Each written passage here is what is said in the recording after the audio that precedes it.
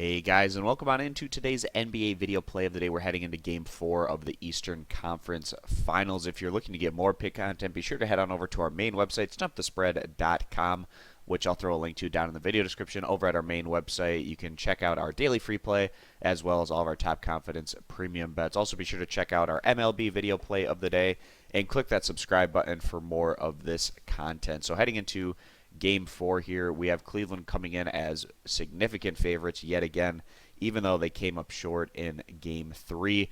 But still on the series, Cleveland finds themselves up 2-1 after winning those first 2 games in Boston in convincing fashion.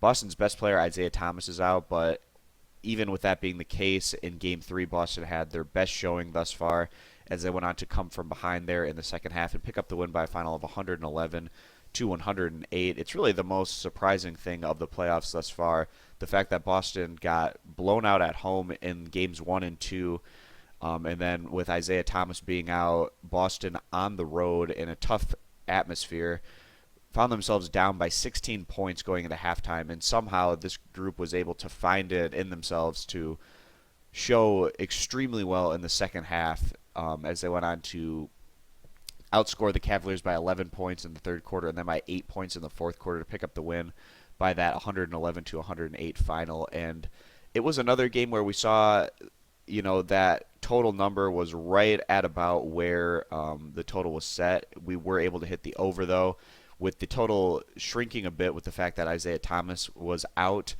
And the overs have been hitting for us pretty consistently throughout the entire playoffs, especially in the conference finals.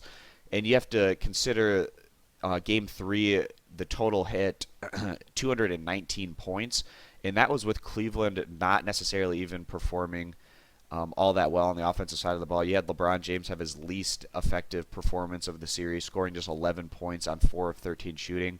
And the Cavaliers also went on to miss 8 free throws, which is also something to keep in mind, while the Celtics also shot just 75% from the free throw line. So certainly points were left on the court, and we were still able to hit that over. Also, you have to consider the fact that the Cleveland Cavaliers only scored 42 points in the second half, and the over still hit, which is another situation where if you would expect typical numbers to hit, we would have expected an even higher number total-wise in that Game 3 Boston win. And also, if you look over at the Golden State-San Antonio series, in that Game 4 win, the Spurs and the Warriors combined to just absolutely blow the total out of the water. And this is something that we've been seeing rather consistently throughout the playoffs. Not all that surprising given the fact that scoring's been quite a bit up this year across the NBA. And, one would think when you head into postseason play that teams like to slow things down a bit more and get more methodical and run the half court, but that just simply hasn't been the case, as teams have still been looking to push the pace of play, get up and down, and try to get those easier buckets in transition, which has led to a lot of points being scored in these playoffs, and certainly we could see that potentially again here today. Without Isaiah Thomas in the lineup, Boston had their starters step up to the plate as guys like, Marcus Smart. He took over at the point guard position. He went on to score 27 points on 8 of 14 shooting. Avery Bradley didn't have an efficient shooting performance, but he also had 20 points on his 8 of 23 shooting from the floor.